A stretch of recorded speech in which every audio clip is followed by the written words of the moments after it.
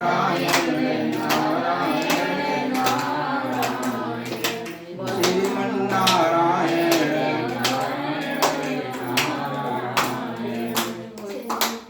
बोलिए वृंदावन बिहारी लाल की जय। अब प्रहलाद कुछ बड़ा हुआ तो हिरण्यकशिपु उसको विद्यालय में भेज दिए। गुरु जी को बुलाया कि देखो मेरा बेटा है और राजकुमार है, विशेष व्यवस्था में इसको रखा जाए। देना, प्रोटोकॉल लगा देना, इसकी व्यवस्था में कोई सुरक्षा में कोई असुरक्षा ना हो, और इसको सिखाओ।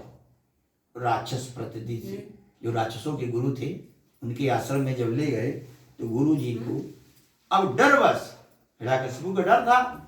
जी जी जी जी कुछ नहीं करते, बस जी ही जी करते थे। जैसे एसपी साहब गाली देते हैं तो दरोगा जी कहते हैं जी, वो माँ को गाली देते कहते हैं जी। ये भी नहीं कहेंगे मेरी माँ को क्यों गाली दे रहे हो, मत बोलो, गलत बोल रहे हो, ये कहने की साहस नहीं है, क्योंकि नौकरी चली जाएगी। नौकरी बचाने के लिए माँ को गाली सुन ले, ऊपर से कह रहे हैं जी। जी के अलावा कुछ जानते ही नहीं। उसी तरह से गुरुदेव जी प्रहलाद के सामने कह रहे हैं जी जी। तो गुरु मंत्री सचिव भय प्रिय बोले भयास। अगर गुरु मंत्री, मंत्री कौन? मंत्री वो वाला नहीं, मंत्री जो आपके करीबी, आपका मर्मी है, जो आपके बारे में सब कुछ जानता है। और गुरु से और वैद्य से, वैद्य से रोग छिपा लेंगे तो दवा कैसे काम करेगी, कौन देगा? वैद्य से और सचिव जो आपका सलाहकार है, ऐसे व्यक्ति से आप झूठ बोलेंगे तो राज धर्म और स्वयं सबका नाश हो जाएगा, कुछ बचेगा ही नहीं। तो कहते हैं कि वह जी जी कर रहे थे और प्रहलाद को ले गए स्कूल में। तो जब विद्यालय में प्रहलाद गया तो सभी बच्चों को साथ बढ़ा के गुरुजी पढ़ा रहे हैं, पढ़ रहा है।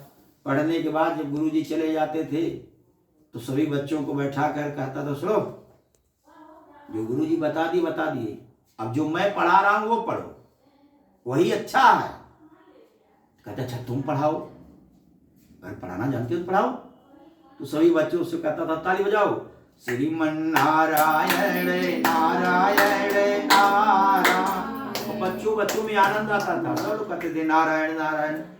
गुरुजी भागे आते थे शोर सुन करके, भैया क्या पढ़ा रहे हो, हटो यहां से।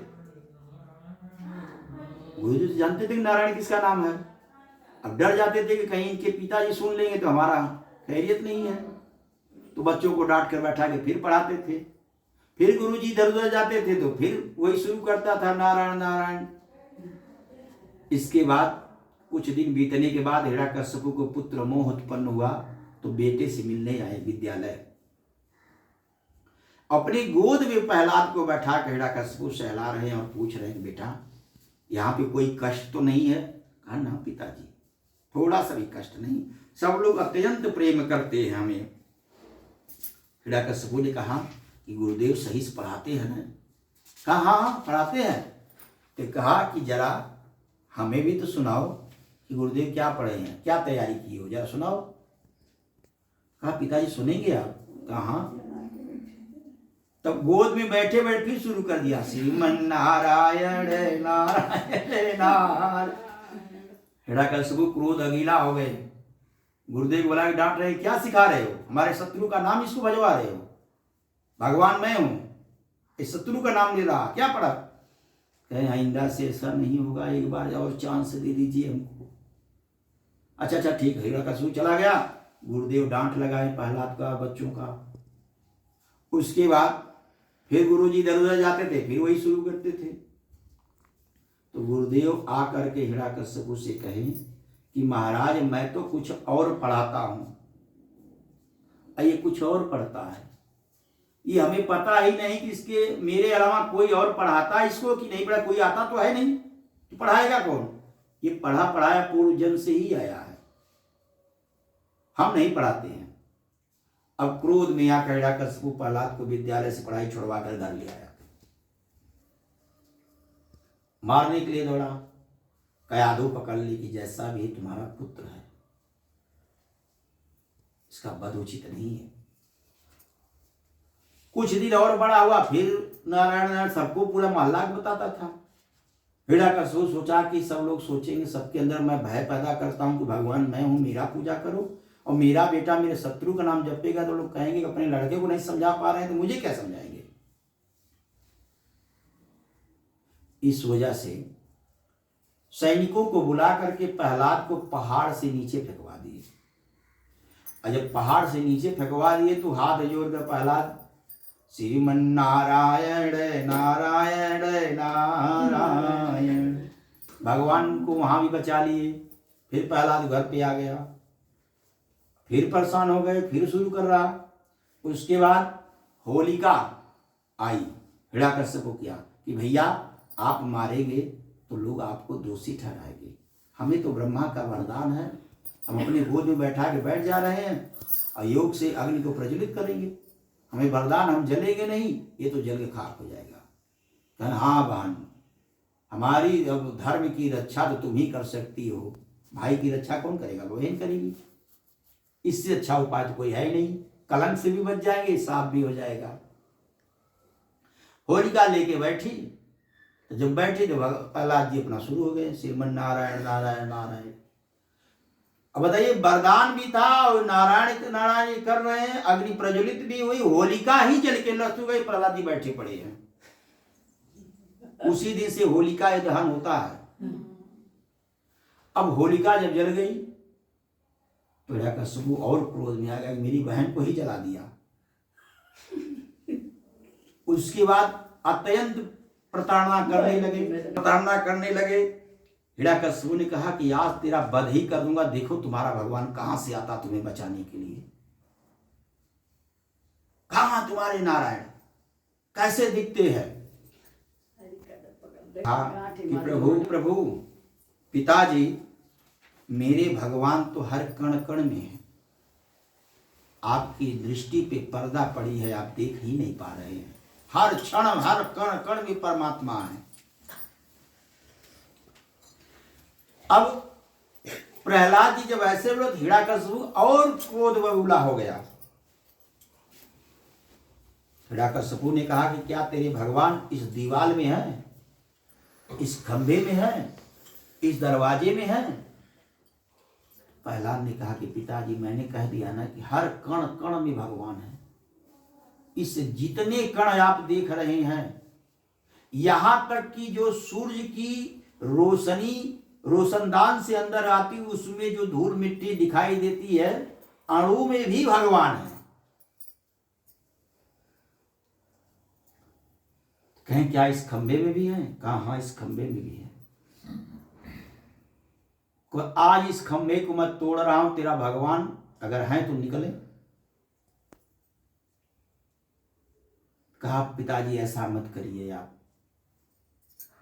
तो हिरण्यकशिपु हंसने लगा कि हो सकता है डर रहा है, क्या इस खंभे को लाल कर दिया जाए। खंभा लाल हो गया और प्रहलाद को उसी खंभे में बांध दिया लाल करके। और जब बांध दिया, कहा कि अब मैं गदा से प्रहार कर रहा हूं इस खंभे को, भगवान को बुला बचाने के लिए, तुझे देखता हूं कैसा भगवान आते हैं। प्रहलाद ने हाथ जोड़ के जब देखा कि अब अत्यंत पीड़ा दे रहे हैं, तो हाथ जोड़ के कहा हे प्रभु, आप आज तक अपने भक्तों का परीक्षण किए हैं, लेकिन आज एक भक्त अपने भगवान का परीक्षा कर रहा। आप अगर भगवान हैं मेरे गुरुदेव के बताए हुए अनुसार, तो सचमुच से इस खंभे से निकल जाइए। और जैसे ही हिरण्यकशिपु ने अपने भूसा को तान करके प्रहार किया उस खंभे पर, खंभा फाड़ करके नरसिंह अवतार ले लिए। बोलिए नरसिंह भगवान की जय। इतनी तेज गर्जना से नरसिंह भगवान उसमें से निकले न, हिरण्यकशिपु इतनी दूर जाके देख रहा, ये विचित्र प्राणी कौन आ गया। शरीर मानव का चतुर्भुज रूप है और मुख इसका शेर का है, नाखूना बड़ा बड़ा जानवर की तरह है और गर्जना शेर की है, ये तो विचित्र है। क्या भगवान ऐसे विष्णु हैं? और दौड़ा करके जब ये दिए न भगवान, हिरण्यकशिपु जाके अपने महल के बाहर गिरा चौखट पर, वो भगवान पकड़ लिए, दोनों में युद्ध हुआ। हिरण्यकशिपु हंस रहा है, अच्छा तो मुझे मारने आए हो?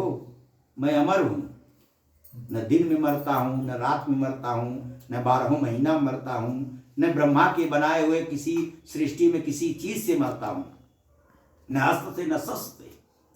भगवान ने मुस्कुराए, कहे अज्ञान व्यक्ति, तुझे ये नहीं पता कि तेरे ब्रह्मा को मैं ही बनाया हूं, तेरे ब्रह्मा को मैं ही बनाया हूं, और तू दिन में और रात में मरने की बात कर रहा। तो देख आंख फाड़ करके, ये गोधुलिया का बेला है, न दिन है न रात है, और न घर में मरेगा न बाहर मरेगा।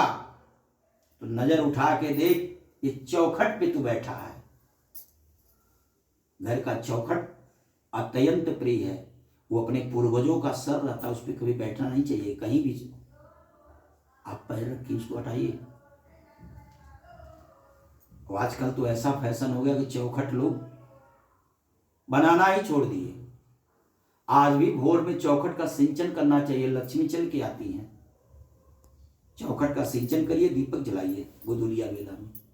तो कभी पैर नहीं रखना चाहिए उस पर, उसका पूजन होता है। जब दरवाजा लगता है तो उसका पूजन होता है, पूजन करके लगाया जाता है। अब चौखट पे देख तू है, कहे न अस्त्र से मरूंगा न शस्त्र। फिर भगवान मुस्कुराए कि अभी तुम्हारा पागलपंथी बंद नहीं हुआ। ये नाखूना देख रहे हो, तुम्हें मारने के लिए अस्त्र शस्त्र नहीं जरूरत, नाखूना भी नहीं लगाऊंगा। इसका अग्रभाग, नाखून अंकुरा, इसका अग्रभाग जो है ना, उसी से फाड़ दूंगा तुम्हें। तो कहे न पृथ्वी पे मरूंगा न आकाश में, कहे अभी मूर्खता तुम्हारी गई नहीं, तुम मेरे जंघे पे बैठे हो। भगवान लेटाए थे और ये करके भगवान अपने नाखूना से उसके पेट को फाड़ दिए, और फाड़ करके गर्जना करते हुए करते एकदम क्रोध में आ गए, और उसके हाथ डाल डाल उसके अंदर से ऐसे ऐसे देख रहे हैं। आसमान से सभी देवी देवता, यहां तक ब्रह्मा और शंकर भी आकर के लक्ष्मी को ला करके देख रहे कि इतना क्रोध भगवान का हमने कभी देखा ही नहीं, और कर क्या रहे हैं उसके पेटवा में। और उसकी अतड़िया को निकाल के ऐसे ऐसे भगवान ऐसे ऐसे, बड़ी लंबी अतड़ी होती है लंबी वाली, ऐसे ऐसे देख रहे, और देख करके जब उसमें कुछ नहीं निकला तो वो अपने गले में डाल दिए, और बहुत भयंकर क्रोध की गर्जना कर रहे हैं नरसिंह भगवान। तो सब कहें कि ये उसकी अतड़िया को क्या देख रहे हैं, और भगवान तो यह खोज रहे थे कि ये उसकी अतड़ी इतनी सौभाग्यशाली कि हिरण्यकश्यपु क्या चीज खाया था जो ये पचा करके रुधिर मगजा बनाया और प्रहलाद जैसा पुत्र प्राप्त किया। ये क्या खाया था, उसी में ढूंढ रहे थे, भगवान भी ढूंढ रहे थे। और जब नहीं कुछ मिला तो गले में धारण कर ली, कितनी पवित्र चीज है ये, जो इसके पचाए हुए भोजन से हमारा भक्त पैदा हुआ, इसको माला पहन लेते हैं। हिरण्यकश्यपु की अतड़ी को भगवान ने माला पहना, और पहनकर अब गर्जना दे रहे हैं, लाल ठवर उसके खून से इनका मुंह हो गया था, हाथों में खून लगा हुआ। ब्रह्मा जी स्तुति करने लगे, और तब तक तिरछी निगाह से जैसे भगवान ने देखा, ब्रह्मा जी अपना भाग लिए वहां से। कितना क्रोध में कभी प्रभु को नहीं देखे, कौन मनाएगा। फिर शिव जी को इशारा कर रहे कि आपके आराध्य मान जाएंगे, जाइए। और शिव जी जैसे शुरू किए, और शिव जी जब शुरू किए ना, तो भगवान क्रोध में भर के और भयंकर करना के शिव जी भी अपना करताल उताल लेके पीछे हट गए। अब क्या किया जाए, तो सब देवी देवता मिलके मंत्रा कर रहे हैं कि पुरुष कितना हो क्रोधी हो, उसकी पत्नी अगर मुस्कुरा के उसको मनाएगी तो मना लेगी। तो लक्ष्मी जी को लोग भेज रहे हैं, मैया तुम ही जाओ। और लक्ष्मी जी जैसे अपना पावजे पे बजाते छन छन छन छन पहुंची न, भगवान का क्रोध और बढ़ गया, और बढ़ गया लक्ष्मी जी वहां से फूट ली, अपना भाग लिए इनके सामने। अब क्या किया जाए, प्रभु को शांत नहीं करेंगे तो सृष्टि लय हो जाएगी। तब शिव जी ने प्रहलाद को पीछे से कंधे को हाथ रखा और कहा, पुत्र आपकी वजह से भगवान ये रुद्र रूप धारण किए, आप ही इनको प्रसन्न करिए। तो प्रहलाद जी जाकर के पहले साष्टांग लेट गए, और नरसिंह भगवान एकदम क्रोध में, अत्यंत क्रोध में थे, और जब उनकी दृष्टि पड़ी कि मेरा भक्त मेरे चरणों में लेट गया है, तो उठा करके अपनी गोद में हिरण्यकशिपु के सिंहासन में बैठ गए भगवान, और प्रहलाद को उठा के अपने गोद में बैठा करके एक हाथ से ऐसे पकड़ लिए कि मेरा बेटा गिर न जाए, और एक हाथ से ऐसे सहला रहे हैं। इतनी बड़ी जीहवा निकाल के हिरण्यकशिपु प्रहलाद को भगवान चाट रहे हैं अपने जीहवा से, जैसे गौ माता चाटती अपने बच्चों को। और हाथ जोड़ करके भगवान प्रहलाद से माफी मांग रहे हैं कि मुझे माफ कर देना, मेरे वजह से आपको इतना कष्ट सहना पड़ा, बेटा मुझे आने में कहीं विलंब तो नहीं हो गया था। तो ये भगवान प्रहलाद से माफी मांग रहे हैं, मेरे आने में कहीं विलंब तो नहीं हो गया, मुझे माफ कर देना। अब भगवान के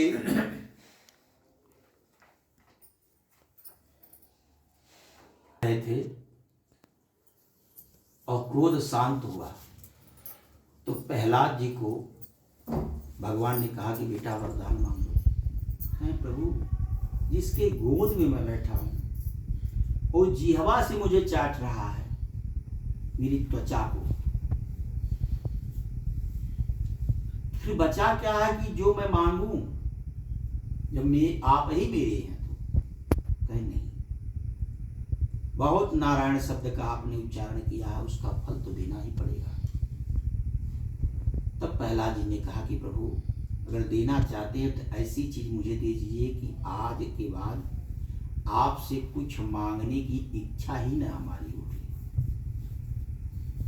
कहें फिर भी दूसरा शब्द तो मांग लो, कहें देना ही चाह रहे हैं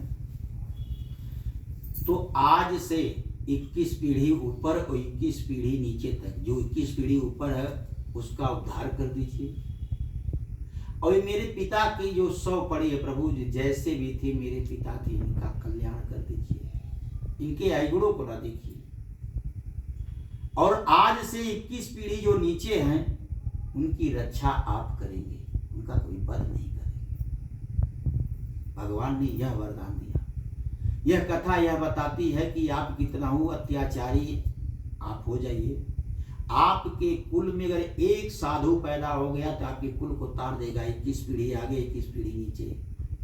अब आप कितना हो बड़ा धर्मात्मा हो जाइए, आपके कुल में एक ही शराबी निकल जाएगा कि आपके घर की सारी संपत्ति खा जाएगा, पूरे कुल को कलंकित कर देगा। तो भगवान ने वरदान देकर अत्याचार गुणो वृंदावन बिहारी लाल की जय। फिर परीक्षित जी ने पूछा सुखदेव जी से कि प्रभु ये बताइए कि आप क्या पशुओं पे भी कभी दीन दया किए भगवान? पशु कैसे भक्ति करते हैं जिसपे भगवान की कृपा होती है?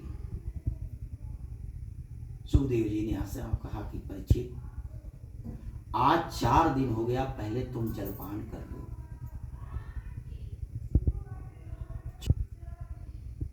जलपान किए हैं गुरु चेला, और जलपान करके जब बैठे तो सुखदेव जी ने कहा कि बड़ा अच्छा आपने प्रश्न किया। असीद गिरीवो राज्यं त्रिकूट इति विस्तृता शिरोदेनावृतः श्रीमान् योजना सुतमोक्षमम्। हे परीक्षित, त्रिकूट पर्वत के श्रृंखला में एक गजेंद्र नाम का हाथी था। वो अपने बल के बल से के पेड़ की तरह जंगलों को फाड़ता हुआ, रौलता हुआ, धूल उड़ाता हुआ जाता था अपने परिवार के साथ झुंड में। कई 100 इसके संतानें थी गजेंद्र को। एक रोज गजेंद्र की पत्नी गजेंद्र से कही, हे गजराज, आज जल कीड़ा किया जाए। तो गजराज ने अपने सारे परिवार को एकत्रित किया और झुंड बना करके हुंकार भरते हुए सरोवर की तरफ गया। हाथियों अपनी आवाज में हुंकार जब भर रही थी, सारे जीव जंतु एक किनारे लग गए। उस सरोवर में जाकर के ततो गजेन्द्रयस्य मनो बलो जाशम कालेन दीर्घेण महान भूवयम्।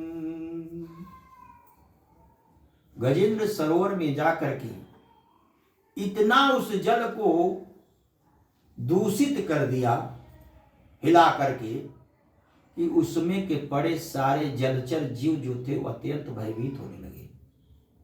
कैसो लोगों को लेके गया था अपने परिवार को। उसी जल के भीतर से एक मगरमच्छ आकर के गजेंद्र का पैर पकड़ लिया और पैर पकड़कर अथाह जल में खींचते हुए लेके जा रहा है। और गजेंद्र बलशाली उस मगरमच्छ को खींच करके बाहर ला रहा है और मगरमच्छ खींच करके अंदर ले जा रहा है। ऐसे करते करते कई महीने बीत गया। जब गजेंद्र का शक्ति क्षीण होने लगी तो गजेंद्र के जितने परिवार थे वो सब इसके तरफ से मिल गए। पत्नी, बेटा, बेटी, पोतो सब लोग मिल गए और मगरमच्छ अकेला। फिर भी 6 महीने बीत गए, युद्ध चलता रहा। कभी वह खींच के लाता था, कभी वह खींच के लाते। और जब कई महीने बीतने के बाद गजेंद्र के परिवार सोचे कि अब यह बचेगा नहीं, तो उसको छोड़ करके जाने लगे। पत्नियां भी चली गई, बच्चे भी जा रहे, सारे परिवार जा रहे हैं। तो गजेंद्र मुड़ कर देख रहा है, आंखों में आंसू भरा है कि जीवन पर्यंत तुम लोगों को कमा के मैं खिलाया हूं, आज मैं मुसीबत में हूं तो छोड़ के जा रहे हो। तो पत्नी कही कि तो आप तो जा ही रहे, तो साथ में हम लोग क्यों चले जाए, हमें अपना परिवार भी देखना है। गजेंद्र का अहंकार वही चूर हो गया परिवार का कि हमारे पास अत्यंत बहुत ज्यादा परिवार है। और गजेंद्र में और ग्राह में युद्ध चलती रही। जब गजेंद्र देखा कि अब प्राण नहीं बचेगा, ऐसे करते करते ग्राह ने अत्यंत अथाह जल में उसको लेके चला गया। जौ के बराबर सूंड बचा था डूबने से। तब उन्होंने उच्चारण किया, एक पुष्प बहता हुआ जा रहा था कमल का, वो इस सूंड में बटोर करके ऐसे उठाया था और कहा, ओम नमो भगवते तस्मै एत चिदात्मकं पुरुषाय विद्याय परेशान धीमहि। सिर्फ गो शब्द बोला था और सारे देवी देवता खड़ा होकर देख रहे हैं कि मुझे पुकारे, मैं चलूं उसका मदद करूं, मुझे पुकारे, मुझे पुकारे। किसी का नाम नहीं लिया। भगवान का नाम कहां से लेगा, पशु था। लेकिन सिर्फ गो शब्द क्या बोला भगवान जाने। उसी क्षण कहीं जा रहे थे विष्णु जी गरुड़ पे बैठे, वहीं से चक्र चला दियो, गरुड़ से कहे दौड़ो, हमारा भक्त वहां, उसका प्राण संकट में है। और भगवान ने पहुंच करके पहले मगरमच्छ का गला ही काट दिया चक्र से। जब मगरमच्छ का गला कट गया तो गजेंद्र का पैर बाहर निकल गया। गजेंद्र का पैर बाहर निकला तो ग्राह ने भगवान से शब्द किया, तस्मै नमः परेशाय ब्राह्मणे संते अरूपाय रूपाय नमः आचार्य कर्मणः। गजेंद्र ने ग्राह ने भगवान से प्रश्न किया कि प्रभु, मुझे आप ही बनाए हैं, जो मेरा कर्म है मैं कर्म को कर रहा हूं, मेरी क्या गलती की जो आपने मुझे मार दिया।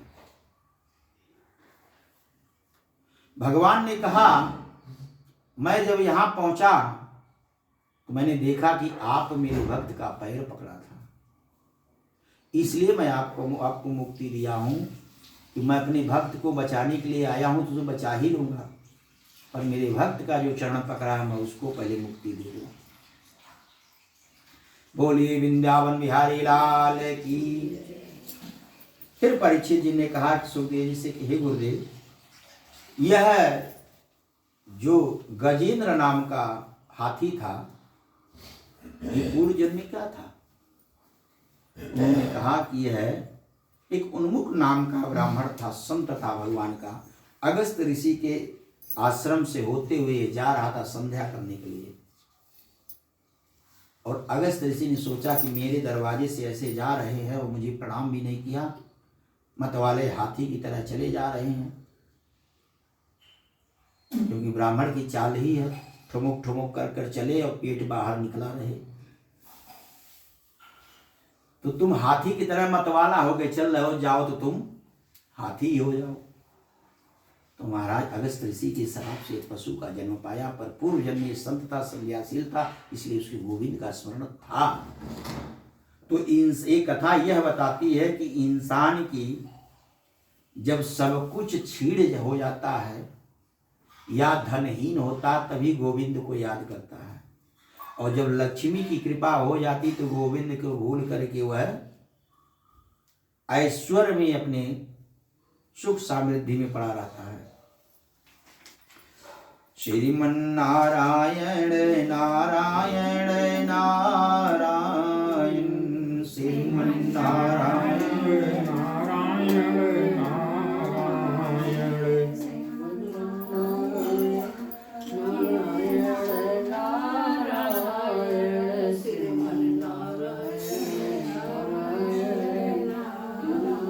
भगवान ने कहा इमां त्वं च सरदेशो गिरिकंद्राकानिकं वेत चित्रवेलोशं गुल्फानित सुंदरम। भगवान ने परीक्षित सुखदेव जी परीक्षित से कहे कि भगवान श्री हरि के वैकुंठ में जाकर के दुर्वासा ऋषि भगवान का चरणोदक लिए और लिए दुर्वासा ऋषि का स्वागत करने के लिए भगवान ने अपने गले का माला निकाल करके दुर्वासा ऋषि को चढ़ा पहना दिए, वैजयंती माला। और जब पहना दिए दुर्वासा ऋषि यथा सम्मान पा करके भगवान को स्मरण करते हुए जा रहे थे। सामने से इंद्र ऐरावत की सवारी करके आ रहा था। दुर्वासा ने देखा कि ऐरावत पे चढ़ करके इंद्र आ रहे हैं, ईश्वर के राजा हैं, तो मैं तो एक सन्यासी हूं, मेरे गले में ये माला है, चलो इनका स्वागत ही कर देते हैं। सामने पड़ गए तो दुर्वासा ऋषि ने अपने गले से माला निकाला, इंद्र को पहना दिए। अब इंद्र भय बस पहन लिए, लेकिन मन में उनको घृणा आने लगी, पहना हुआ माला मुझको पहना दिए। लेकिन दुर्वासा से डरते थे कहीं श्राप न दे दे, क्रोधी बाबा हैं। भय बस पहन लिए माला, स्वीकार भी कर लिए। और दुर्वासा ऋषि जब उनका अर्घपाद सब कुछ स्वागत करके आगे बढ़े तो इंद्रदेव ने तुरंत अपने गले से उस माले को निकाल करके हाथी के मस्तक पर रख दिया। ऐरावत के हाथी का स्वभाव मस्ती चाल चल रहा है, और झूमते हुए जब माला नीचे गिर गया तो हाथी के पैर से कुचल गया। दुर्वासा ऋषि को कुछ काम याद आया कि फिर वापस आ गए, और रास्ते में उस माला को देखे दुर्दशा हुआ तो पहचान गए। और जब पहचान गए कि मेरा ही माला पहना हुआ इंद्र को पहना थे, ये हाथी से कुचलवा दिया। इंद्र को श्राप दे दिए कि जाओ तुम लोग श्रीहीन हो जाओ। अब स्वर्ग का राजा जब श्रीहीन हो गया तो सारे देवता श्रीहीन हो गए, यहां तक प्रकृति भी श्रीहीन हो गई, पार्वती भी चले, लक्ष्मी भी चली गई। श्री में त्राही त्राही मचने लगा। अब क्या किया जाए? शुक्राचार्य को पता चला, क्योंकि गुरु तलाश में ही रहता है कि हम क्या करें कि हमारा शिष्य सबसे ऊपर ऊंचा पद भी प्राप्त कर ले। शुक्राचार्य ने अपने शिष्य को महाराज बलि को, प्रहलाद के लड़के विरोचन हुए, विरोचन का लड़का महाराज बलि हुए। आदेश किए कि देवता श्रीहीन हो गए, श्रापित हो गए हैं, चढ़ाई कर दो, स्वर्ग तुम्हारा हो जाएगा। अब गुरु का आदेश को फिर कौन ठुकराए? तुरंत राक्षस लोग स्वर्ग पे आक्रमण कर दिए, देवता छोड़ करके भाग गए स्वर्ग, सारे पत्नी सहित छोड़ के भाग गए। अब देवता कहाँ गए? भगवान विष्णु के यहाँ, कि राक्षस लोग तो चढ़ाई कर दिए, स्वर्गहीन हो गए और स्वर्ग का राजा बन गए, यहाँ तक पत्नियां भी छीन लिए सब। अब हम क्या करें? तो विष्णु ने कहा कि अब आप लोग कमरा में जाके छिप जाइए, अभी हम कुछ नहीं कर पाएंगे, और जब समय आएगा तो हम आपको बताएंगे। कुछ दिन बीतने के बाद भगवान विष्णु को अपनी लक्ष्मी को प्राप्त करना था, इसलिए इंद्र को समझा बुझा करके बलि के दरबार में भेजें कि जाओ उनसे कहो कि हम दोनों लड़ाई ना करके आपस में सुलह करके समुद्र का मंथन करें, क्योंकि अकेला देवताओं के वश में भी नहीं था समुद्र का मंथन कर लेना, अकेले राक्षसों के वश में, दोनों एक होंगे तभी होगा। तो सारे प्रस्ताव जब इंद्र ने रखा तो बलि ने मान गए, इसमें से जो रत्न निकलेगा वो सब आपस में बांट लेंगे। तो इंद्र के द्वारा सब कुछ समाहित हुआ और सबको लालच यह दी गई कि उसमें से अमृत निकलेगा। अब कौन लेगा ये नहीं बताया गया। और राक्षस सोचते थे मैं तो बलशाली हूं, मार के छोड़ लूंगा, अमृत तो निकले पहले। और देवता सोचते थे कि मैं तो छल से ले लूंगा। सब लोग अपने अपनी चालाकी में थे। अब कैसे हुआ? तो विष्णु जी प्रकट हुए, विष्णु जी बताए कि जाओ मंदराचल पर्वत लेके आओ। अब मंदराचल पर्वत अकेले कौन उठाएगा? तो देवता राक्षस मिलके उठाए। जैसे मंदराचल पर्वत उठा वो हाथ से छूट गया, गिर गया, कितने राक्षस में दब गए और मर गए। हाहाकार मच गया, भैया पहले ही दुर्घटना हो गई, आगे काम कैसे होगा, ये उठेगा कैसे? तो देवता लोग विष्णु जी को याद किए, विष्णु जी गरुड़ पे बैठे आए, बाएं हाथ से उठा करके उसको ले जाकर समुद्र में डाल दिए। भैया आप चलो।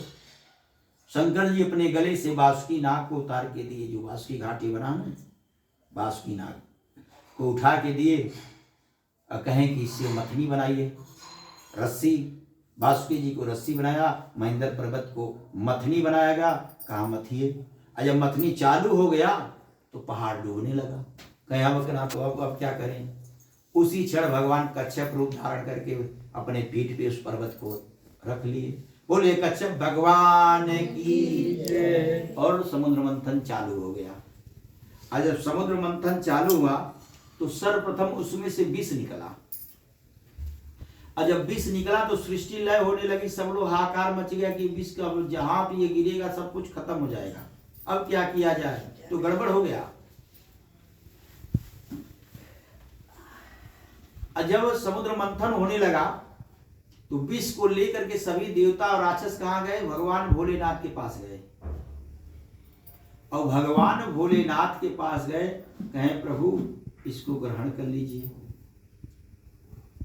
भगवान के अच्छा भक्त लोग मिले हैं, विष ही पिला रहे हैं। अच्छा, तो अपने धर्म पत्नी से पूछे, माता पार्वती से, हे देवी विष को पाले। कहें प्रभु आप भक्त वत्सल हैं और अपने बच्चों को बचाने के लिए आप कुछ भी करेंगे, लेकिन मुझे क्यों ऐसा कह रहे हैं कि संसार की कौन पत्नी अपने पति से कहेगा कि वह विष पान कर ले?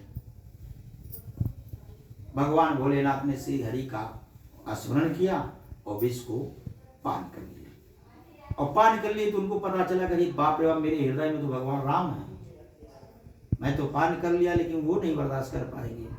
और ठहरे क्षीर सागर के दूध दही वाले, हम तो गजेड़ी भगेड़ी कड़ी बाबा। अब उन्होंने अपने गले में ही धारण किया और माता पार्वती ने अपने हाथ को योग माया से ही फेर किया, सारे विष यहाँ रुक गए। भगवान का यहाँ गला नीला हो गया। बोलिए नीलकंठ भगवान की जय। सब लोग भगवान शिव का स्तुति किए स्तुति करके फिर मंथन चालू हुआ। धीरे धीरे उसमें से 14 रत्न निकले और 14 रत्न निकले, सब लोग आपस में बांट लिए। लास्ट में जब उसमें से अमृत निकला तो अमृत को छीना झपटी चालू हो गई दोनों में, राक्षस और देवता में। जब चालू हो गया, अब देवता हारने लगे, और जब हारने लगे उसी क्षण भगवान विष्णु मोहिनी का रूप धारण करके पायल को बजाते हुए छम छम आ गए। सारे देवता राक्षस झगड़ा छोड़ करके देखने लगे, एक इतनी सुंदर स्त्री यहाँ क्या कर रही है। तो मोहिनी जी ने कहा कि आप लोगों की लड़ाई को देख करके यहाँ आई हूं, मैं तो जा रही थी विवाह करने, अपनी योग्य वर खोजने, यहाँ लड़ाई सुनी, शोर सुनी तो आ गई, अब मुझको चाहिए। मोहिनी कहा ये 2 मिनट की बात है भैया, ये झगड़ा वाला बंद करो, आप लोग लाइन में बैठ जाओ और इसको हमें दे दो, हम पिला दे रहे हैं। भगवान देखिए कितना दिमाग लगा दी। और सब राक्षस एक तरफ बैठ गए, देवता एक तरफ बैठ गए। तो जो राहु था वो चालाक है, वो देवता का रूप पकड़ के देवतन के चंद्रमा और सूर्य के बीच में बैठ गया और सबको भगवान ने उसमें 2 भाग ऐसा बना दिए कि ऊपर मदिरा है और नीचे अमृत है। पहले राक्षस जब चला गया था तो धड़ जो है केतु हो गया और सर जो है राहु हो गया। इसीलिए बताने की वजह से सूर्य और चंद्रमा को राहु केतु ग्रहण लगाते हैं। और छीना झपटी हुई तो अमृत का एक बूंद इसी प्रयाग में संगम पे गिरा था। मौनी अमावस्या का दिन था, में गिरा है। एक और उज्जैन में कहां से गिरा है। और भगवान अंतर्ध्यान हो गए और वो अमृत को लेकर के देवताओं में देवासुर संग्राम छिड़ गया। पर देवता अमृत पी चुके थे, सारे देवता सारे राक्षसों का वध कर दिए। महाराज बलि का भी बाप रे बाप तो अनर्थ हो गया। अपनी मृत संजीवनी से बलि को राक्षसों को जिंदा किए शुक्राचार्य, और जिंदा करके उसको पाताल ले गए। और जब पाताल ले गए तो महाराज बलि से कहें कि तुम 100 यज्ञ करो और 100 ही यज्ञ आपका पूरा हो जाएगा तो आप स्वर्ग के राजा हो जाएंगे। अब गुरु की आदेशानुसार 99 यज्ञ कर चुके थे, 100वीं यज्ञ प्रारंभ किए थे। इधर माता कश्यप की पत्नी के गर्भ से 52 भगवान अवतारित हुए और 52 भगवान छोटे थे, 52 अंगुल का। और जब अवतारित हुए तो दंड कमंडल अपना लेकर के महाराज बलि के यज्ञ मंडप में पहुंचे और कहे भिक्षाम देहि। तो सर्वप्रथम बलि की एक बेटी थी जिसका विवाह भी नहीं हुआ था, ऐसे देखी और भगवान 52 का दर्शन में कही काश ऐसा बेटा मुझे होता। भगवान भी मुस्कुरा के कहे तथास्तु। बताइए उस कन्या का विवाह भी नहीं हुआ था और बेटे की कल्पना कर रही है कि ऐसा सुंदर बेटा मुझे हो जाता। भगवान पे तो यज्ञ मंडप से उठकर चले आए। हे ब्राह्मण कुमार कहाँ जा रहे हो? हे राजन आपका नाम सुन के बहुत दूर से चला आ रहा हूं। महाराज बलि ने कहा कि क्यों चले आ रहे हो? इतने छोटे बच्चे नन्हे से आप छतरी लेकर आए हैं, क्या कोई ब्राह्मणी कुमारी आपको पसंद आ गई हो तो विवाह करवा दे अभी? कहे नहीं। कहे धन दौलत हाथी घोड़ा चाहिए तो भी दे दे? कहे नहीं। मैं उतने दूर से इसलिए आया हूं कि आपसे 3 पग जमीन में मांगना चाह रहा हूं, वो भी अपने पैर से दान लेना चाह रहा हूं। महाराज बलि हंसने लगे। कहें आप ब्राह्मण देवता हमारा उपहास कर रहे हैं। अरे 3 पग क्या 30 गांव ले लीजिए, अभी मैं संकल्प कर ले रहा हूं और आप मेरा उपहास, इतने छोटे छोटे पैर आपके, वो भी कह रहे कि हमारे पैर से दीजिए 3 पग। कहे नहीं, अगर आपको देना हो तो दीजिए, नहीं मैं तो जा रहा हूं। अब शुक्राचार्य मंडप में बैठे तो देखे कि हमारा चेला वहां गया, कौन ब्राह्मण आ गया, कभी देखे तो नहीं ऐसा। और कह रहा देना तो दीजिए न जाऊं। तो जब शुक्राचार्य देखे तो ओ ये ब्राह्मण नहीं है, ये तो छलिया है। दौड़े दौड़े उठ के आगे पे शिष्य के पारे बली इसकी बातों में मत आना, ये स्वयं नारायण है, रूप बदल के आए तुम्हें छलने के लिए, मत देना इनको दान। तो महाराज बलि ने कहा कि गुरुदेव क्षमा करिएगा, मुझसे अपराध होने जा रहा है। अगर ये आपके कथनानुसार नारायण हैं तो मेरा सब कुछ ऐश्वर्य धन इन्हीं का दिया हुआ है, यहां मैं आपका बात नहीं मानूंगा, मैं दान दूंगा अगर मैं, क्योंकि यह मुझसे मांगने के लिए तो आए हैं, सबको देते हैं और मुझसे मांगने के लिए आए हैं, इसलिए जरूर दूंगा। महाराज बलि ने कहा कि ठीक है, नाप लीजिए ब्राह्मण देवता। तो ऐसे नहीं, आप संकल्प पहले लीजिए, बिना संकल्प कोई दान से जन टेढ़े करें तो शुक्राचार्य वहां भी बताना लगे कि शिष्य को बचा ले अपने हम। उसके कमंडलों में छोटा स्वरूप बना के जाके बैठ गए, पानी नहीं निकलेगा तो संकल्प पूरा ही नहीं होगा। भगवान ने कहा अजीब संत है, मैंने वो दान देने के लिए तैयार है, हम दान लेने के लिए तैयार है, देने लेने वाले को कोई दोष नहीं, कोई वो दिक्कत नहीं हो रही है, ये दिक्कत फैला रहे हैं। भगवान ने कहा कि भक्त और भगवान के बीच में अगर बाधा पड़ोगे तो तुम्हें अब मैं बता रहा हूं। भगवान ने कुशा निकाली, उसको मंडलू कहा महाराज इसमें कुछ किनका फंस गया है, उसका उपचार कर दे अब हम। जैसे उस दिन कमंडलों से नहीं निकला आपके, बस भगवान ने उसको कुछ से खोल दिया, शुक्राचार्य की एक आंखें ही चली गई। बोलिए भगवान विष्णु की। और जब आंखें चली गई तो निकल के भाग लिए वहां से, जल निकल गया और भगवान स्वयं संकल्प बोले हैं। जब संकल्प बोले भगवान और बलि ने ग्रहण किया, तो कहें अब नापे, कहा हाँ नाप लीजिए महाराज, कोई संदेह नहीं। तो संकल्प भी ले लिया, उसी क्षण भगवान एकदम बहुत विराट रूप बना लिए, सब लोग देख रहे हैं। अब बलि का मुख खुला का खुला ही रह गया। अब क्या करें? तो भगवान ने अपना पैर बढ़ाया, पहले ही पैर से पूरे समूचा ब्रह्मांड 14 भुवन को नाप लिए, सब कुछ नाप लिए।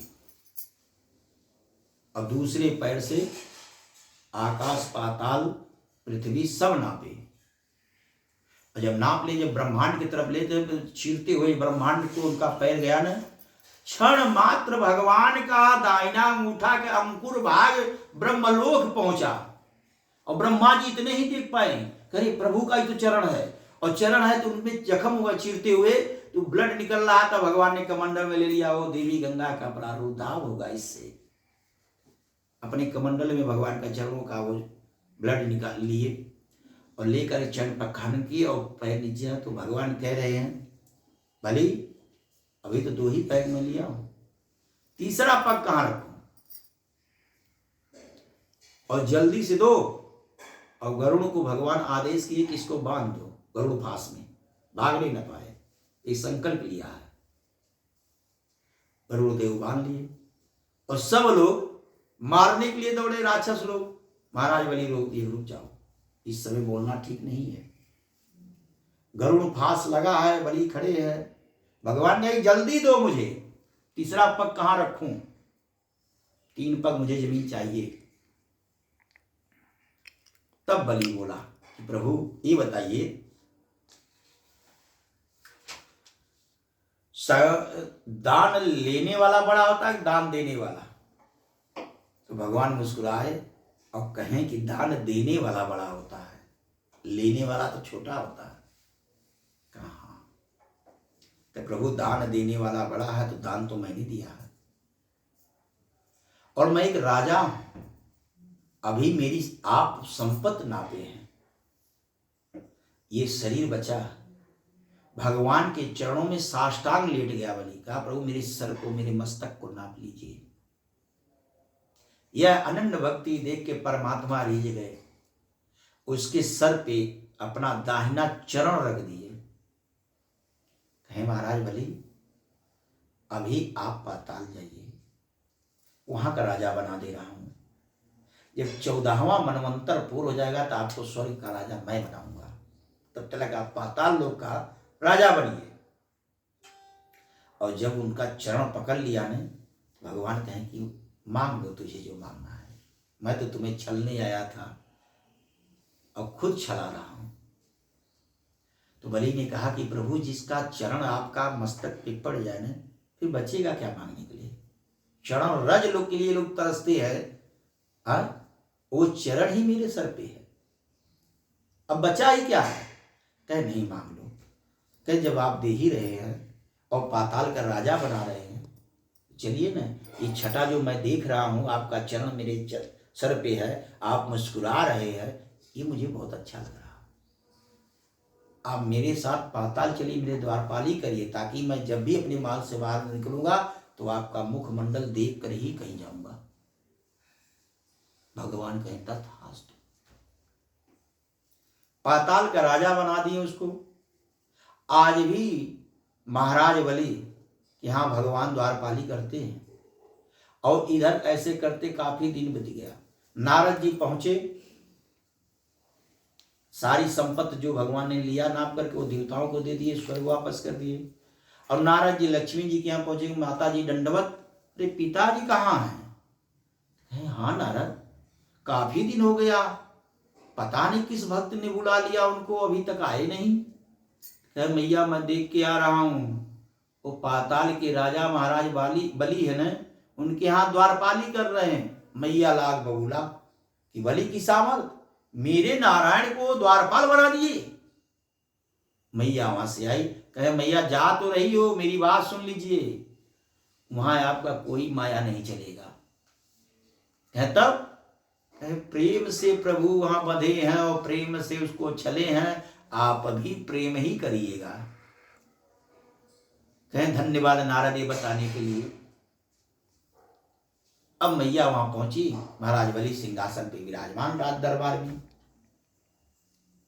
तो हाथ जोड़ के खड़ा हुए, देवी कैसे आना हुआ। कहें कि आज श्रावण का पूर्णिमा है और मेरे पास कोई भाई नहीं है, तो मैंने सोची कि आज आपको हाथ में रेशम का धागा बांध दे, भाई बना ले। तो उन्होंने कहा अच्छी बात। तो मैया ने रेशम का धागा महाराज बलि के हाथ में बांधा और अपना भाई बनाया। तो बलि ने कहा कि आपने तो अपना काम कर दिया, तो भाई का भी धर्म होता है कि बहन को कुछ उपहार दे, तो मांग लो, क्या मांगना है। कहे भैया बहुत कुछ पड़ा है, मुझको कुछ नहीं चाहिए। कहे नहीं, इतने बड़े साम्राज्य का राजा हूं और तुम मेरी बहन हो, और यहां से खाली हाथ जाओगी तो लोग मुझे कलंकित करेंगे, इसलिए मेरे लेना जो चाहो ले लो। तब माता पा लक्ष्मी ने कहा कि अगर देना ही चाहते हैं भैया, तो बलि खाका मार करके हंसे, कहे वो तो छलने आए ही थे, गुरुदेव और बहन बनकर मुझे छल रही हो। ने कहा कि नारायण आप मेरे बंधक हैं, आपको आना पड़ेगा। तो उन्होंने वचन दिया कि चातुर्मास में 4 महीने मैं आपके यहाँ द्वारपाली करूंगा। तो लोग कहते हैं भगवान सो गए हैं, सोए नहीं है, वो द्वारपाली करने। बोलिए वृंदावन बिहारी लाल की जय। भक्त में इतना सामर्थ्य करके राक्षस था, वह राक्षस प्रेम में और भक्ति। पर्वतराज हिमालय की तरफ जाने लगा। रास्ते में नारद जी मिलते हैं और नारद जी से पूछता कि सबसे अच्छा देवता कौन है और सबसे जल्दी प्रसन्न होने वाले कौन है। तो नारद जी ने कहा भोले बाबा। वो लेते क्या है, उनकी पूजा कैसे। कहे कुछ भी उठा के दे दोगे सब स्वीकार कर लेंगे, सिर्फ केतकी का फूल छोड़ करके। पूरा जहर माहौर जो ही दे दोगे वो सब ले लेंगे प्रेम से। तो देते क्या है, कहे वो इतना देते हैं कि स्वयं अपने लिए नहीं कुछ रखते हैं, वही सबसे बढ़िया देवता है। कहे उनका नाम क्या है। तो नारद जी उस राक्षस को नामकरण किए, भोले बाबा का नाम बताएं, पंचाक्षर मंत्र दिए, कहीं इसी को जपना। अब वह राक्षस शकुन नाम था, जिसको इस संसार में भस्मासुर के नाम से विख्यात हुआ। और शकुन हुआ यह भगवान शिव के संकट के नाम से कथा, संकट मोचन इस कथा का नाम है। भगवान शिव पे भी संकट पड़ा था, उसका निवारण ये कथा है। वह पंचाक्षर मंत्र का तप किया, भगवान भोलेनाथ प्रकट हुए। कहें वरदान मांगो। तो भिक्षु शकुन राक्षस ने कहा कि प्रभु देना चाहते हैं तो यही वरदान दीजिए कि जिसके सर पे मैं हाथ रखूं और भस्म हो जाए। भगवान मुस्कुरा के कह दिए कि आज से तुम्हारा नाम भस्मासुर रहेगा, जाओ जिसके सर पे हाथ रखोगे वो भस्म हो जाएगा। अब शंकर जी वरदान दे करके चल दिए वहां से, और भस्मासुर जा रहा था खूब मस्ती में कि अब तो मैं जिसको जो चाहूंगा सो कर दूंगा। नारद जी फिर मिल गए कि भोले बाबा ये तो अनर्थ कर दिए। और उस भस्मासुर से बोले कहाँ से जा रहे हो, बड़े दिन के बाद मिले हो। कहे सब ठीक है, आपके बताने के अनुसार मैंने भोले बाबा का तपस्या किया, उनसे वरदान प्राप्त कर लिया। क्या वरदान प्राप्त कर लिया?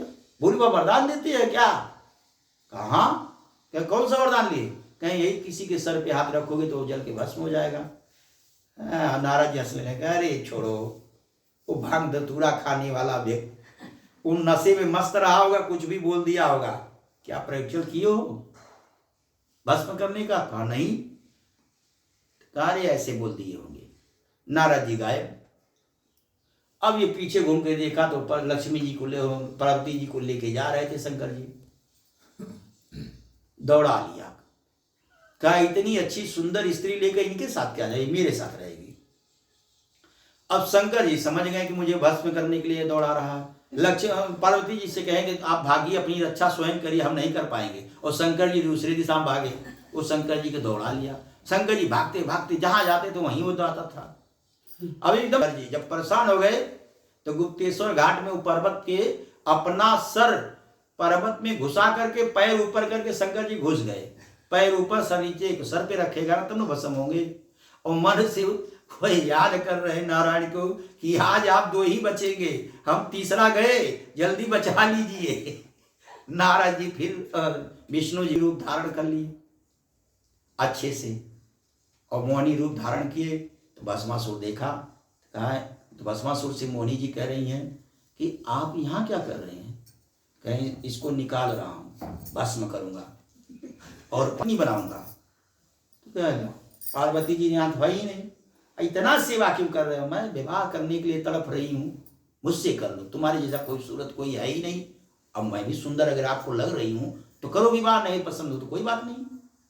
तो कहा हाँ सुंदर तो हो, तो कहीं सुंदर हूं तो एक शर्त मेरा है, मैं उसी से विवाह करूंगी कि जो नाचने गाने में बहुत निपुण होगा। कहा देखो देवी मुझे नाच गाना नहीं आता है।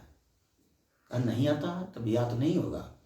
अभी सोच रहा है विवाह क्या करे, इतनी सुंदर स्त्री चली जाएगी, विवाह कैसे करे।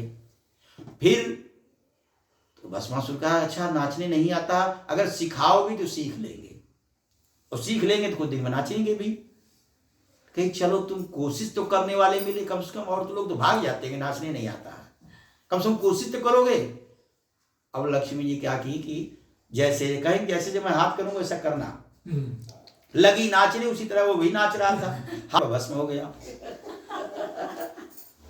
जब भस्म हो गया प्रभु निकलो तो गया। तो ये सोच रहे दर्शन ये करे मैं हूं, निकलो बाहर।